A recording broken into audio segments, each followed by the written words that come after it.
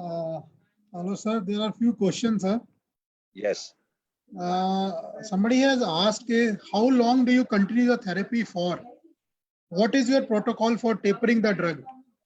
So, actually speaking, this drug is a chronic therapy. People say that it should be taken for a very long period of time and nobody has defined the endpoint. But what actually happens is in clinical practice, patient himself decides it, right? And I have seen patients stopping the therapy after 3 months, after 4 months themselves. And then they come back and tell me that they are better, they have relapsed, but they don't relapse so much as they were before, right? So this is very important. So if they come to you again after stopping therapy and they relapse mildly, you can put them on conservative line of treatment or lower dosage. So I would not be able to tell you that how long I continue, because this is the individual's need which decides how long to continue, right? If patient wants to stop it feeling all right, they can stop it. If patient wants to continue it, they can continue it. So the steering is in the hand of the patient, not me. How long? Okay, but literature says lifelong, and very wrong. And the next question was what? How do I How to taper the therapy, sir? taper the therapy? Again, this is dependent upon two things: the response of the patient in terms of control of urinary symptoms and also the side effects. Both things. And I have to take into account both of them. When the patient come to me after about a month, see, if they have side effects, they come themselves very early, 7 days, 10 days. But those who have mild side effects, because I tell them upfront on my first visit, you can have mildly mouth dryness and mild constipation. Take laxative and take Silogox and do fine. You'll be okay in due course of time. Just relax. So if you tell these side effects beforehand to the patient is not too worried about it, and they will come after a month or so. And when they come after that point of time, you gauge the response rate as well as side effect rate, and on that basis, you have to change the treatment. If patient is not just happy, you have to increase the dose. Not happy, less side effects, increase the dose. More side effects, reduce the dose. So I said all this is determined by the patient needs. You can add on, you can switch on, you can add Myra background, you can give combination therapies. All that is possible depending upon patient's response and side effects. Sir, another question is how to differentiate between OAB and interstitial cystitis. Remember one very catchy line. In interstitial cystitis, patient goes to toilet because of feeling of pain, right? And this pain is in the lower abdomen. It can be the any part of genitalia. It can be on the clitoris. It can be anywhere around and in the genitalia, vaginal area, suprapubic area. The pain compels the patient to go to toilet in interstitial cystitis. In overactive bladder, it is the feeling of leakage which compels the patient to go to toilet. I hope this is very, very simple to differentiate. Ask the patient, with the filling of the urinary bladder, what happens to you?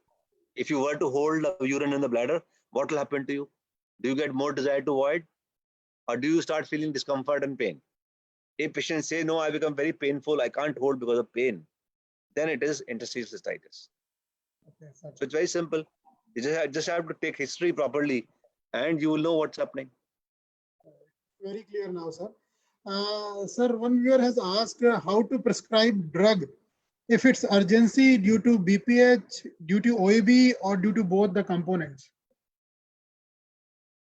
See, in patients of BPH, it becomes very difficult in a clinical setting to realize how much of detrusor overactivity is because of primary problem and how much is secondary to bladder outflow obstruction, right? So in this kind of scenario, the recommendation is first you give the patient alpha blocker, particularly if the flow rates are low. Okay, so what you should do when you have a patient, male patient, whom you suspect that he's having prostatic problem and he is also having bladder problem, storage symptom, dominant patient, you do his uroflowmetry. If on uroflowmetry he's showing a supervoider kind of flow curve. Peak flow rate is 30, voids that in a very short time. Then you can give him only anticholinergic or mirabegram. Treat his overactivity only. But if his flow rates are showing obstructive flow rates, less than 15 ml peak flow rate, less than 10 ml peak flow rate, voiding time is more, then here you give him only alpha blocker. Which alpha blocker is your choice, right? Salidocin, tamsulosin, whatever you want. Give alpha blocker for minimum of 2 to 3 weeks and call the patient again. If patient is responding to only alpha blocker, continue alpha blocker, because you, with more weightage, with more time given, patient will further improve. But if patient is saying that I am a little better, but I want to be much better again, I have a lot of nocturia, I have a lot of urgency, I'm leaking in my clothes, then you can add mirabegram to them. And I mentioned to you, I start on 50 milligrams straight away in prostate patients also. 50 milligrams straight away, call them after a month or so. More than 70-80% of my patients are very happy with this, with mirabegram and alpha blocker. And when they become happy, they are fine, because they're old people on the pension. I reduce the dose to 25 milligrams. That's how I do.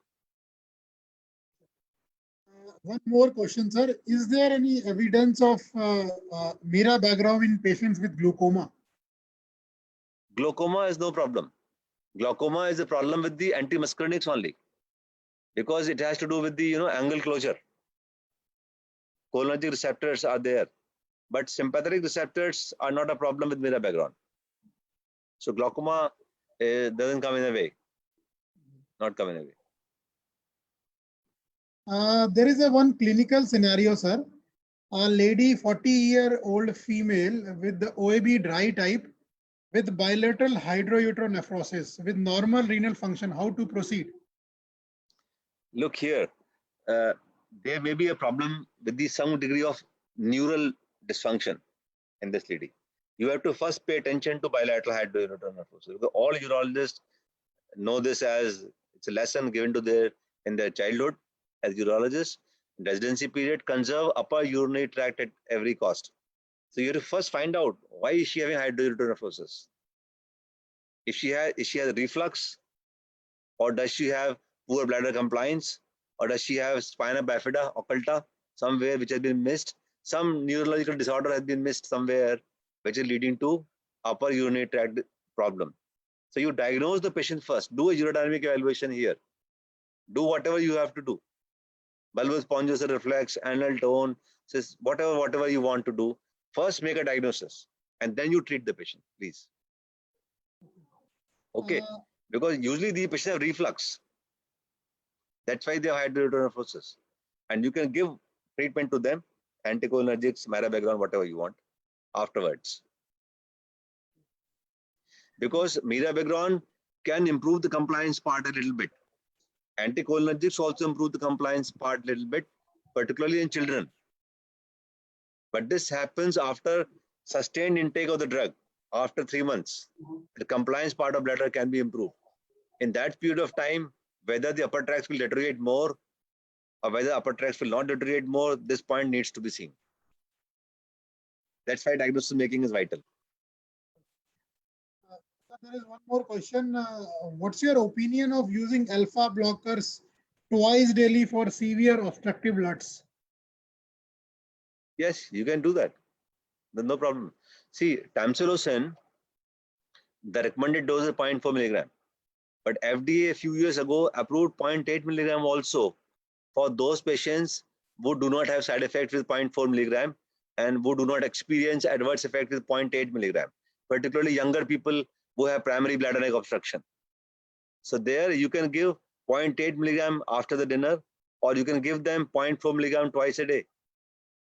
I have myself done lots of times, 0.4 milligram, 0.2 milligram in the morning, 0.4 milligram in the evening, or 0.4 milligram in the morning, 0.4 milligram in the evening, or 0.8 milligram with the dinner. It's same. Whatever suits the patient, it's fine. You can give, but then if you increase the dose of tamsulosin, you have to monitor the side effects, particularly postural hypertension and headache and nasal blockade. And also remember asthenia. If you ask me, the commonest side effect with tamsulosin I would say asthenia, feeling of weakness. Weakness is the commonest side effect, and this will increase with 0.8 milligram of the dose. Sir, what's your opinion on the side effects of mirabegron in your clinical practice? See, some patients will definitely complain of some constipation, some dry mouth. I don't know why. They complain. They come and say. And somebody will say this, that my stream is not as good as before. You will take them as my off-label remarks. But this is what I've experienced when I've interviewed the patient, what happened to them after the therapy. But then they are not so much concerned about it that they want to give away the therapy. ऐसा कभी लगता है, कभी नहीं लगता है, कभी लगता है, कभी नहीं लगता है. And like this. And then they, with passage of time, they get used to with this change environment, and they are not having problem. About increase in the incidence of UTI, I had never experienced this. UTI. And cardiac wise, I check blood pressure of all my patients in my OPD. Somebody on my behalf does it.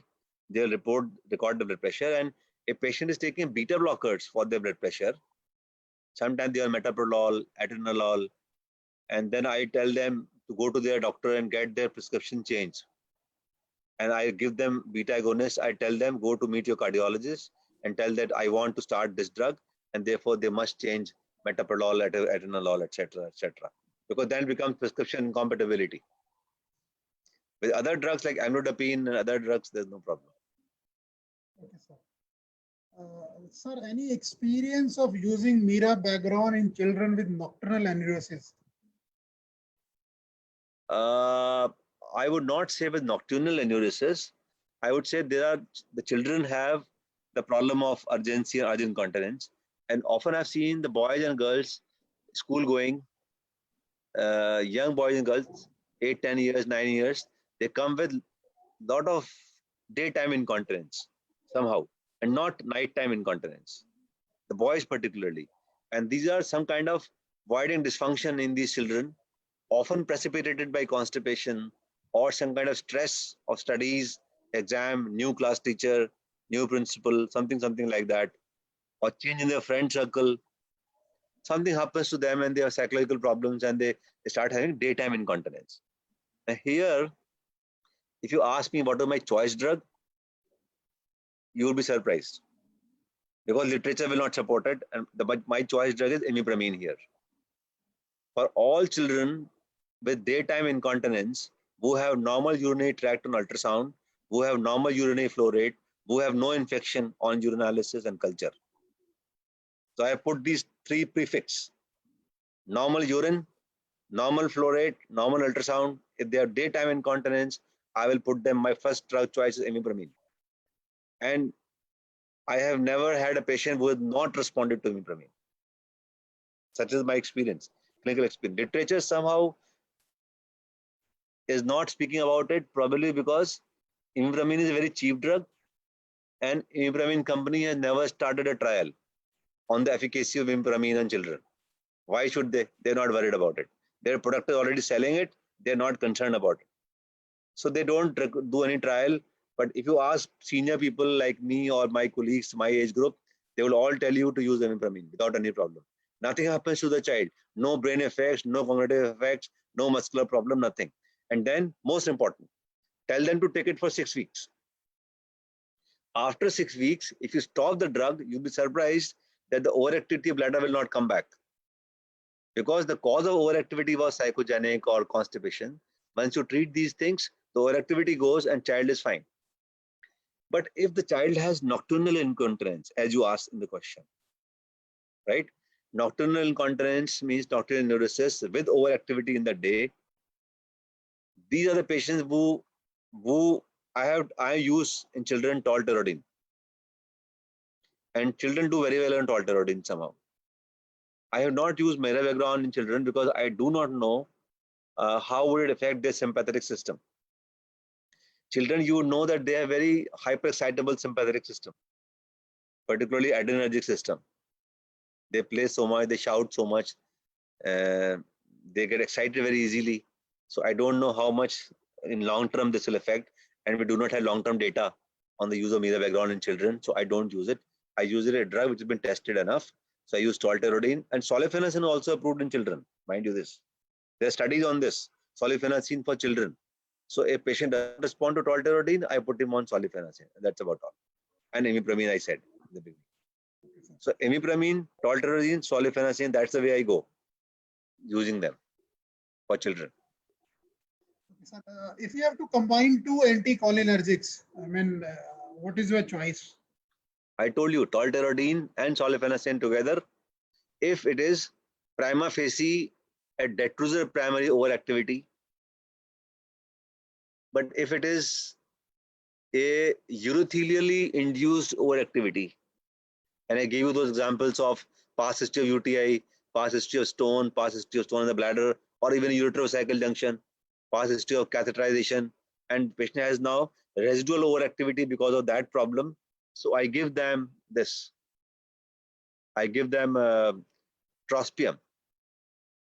So solifenacin and trospium, or solifenacin or tolterodine. So if somebody has a overactivity primarily through detrusor muscle, I will give them solifenacin and tolterodine. If it is through the urinary bladder lumen, I give them trospium and solifenacin. Okay. And I made this only because of my own thinking on the basis of the pharmacodynamics. I've not read this way in literature. Sir, your take for stent related overactivity and advice. Yes, I had developed my own stent for this. I am sure you know about it. And I'm using that stent for now nearly 4 years. And if the stent is deployed properly in a full urinary bladder, if you let the coil of the stent go up towards the dome of the urinary bladder, that coil of DG stent will not irritate trigone and bladder neck, and overactivity will be lesser. So my patients are very happy with my stent. Many of my colleagues are using the stent that is sold by my name, and they're very happy with it. But then if you misplace that stent, you're not careful about placing the stent, that stent that I made, then your patient will have same problem again. But then if patient has urgency overactivity because of stent, you have to give a combination of alphazocine or something like alpha blocker, and tolterodine is the largest molecule that has been studied in this scenario. So literature will recommend you tolterodine, but I have used everything. Solifenacin, I've used trospium because I told you my feeling is that whatever is through urothelium, trospium should be a choice drug. So I use trospium. I am very happy with trospium for stent-related dysuria and urgency. And I have used mirabegron also. I have read about mirabegron in stent-related urgency. So that also works. So you can do everything, but then remember that stent placement should be fine, and there should not be infection associated with it. Infection is very commonly associated with the stent, and which worsens the patient's overactivity. Okay, sir. Sir, one more question. Maximum duration of anticholinergics you have used in your clinical practice? I would not be able to say, but I think 2 years, 3 years, patients have followed with me. I do when patients in India, when patients are fine, they don't come back and tell you what's happening to them. So many of them take it very long. But I think particularly with solifenacin, see, most patients become very smart over the years. They start taking it alternate day. And I myself agree to this. When half-life of solifenacin is 48 to 72 hours, why should you give it daily? It's an expensive drug. So when I tell my patient, take it daily, when you get all right, take it daily for 1 more month. If you remain all right, try and use it alternate day. And they take alternate day, they are fine. And then they can use it for any duration. I don't know how long my patients have used it. They never come back and told me how long they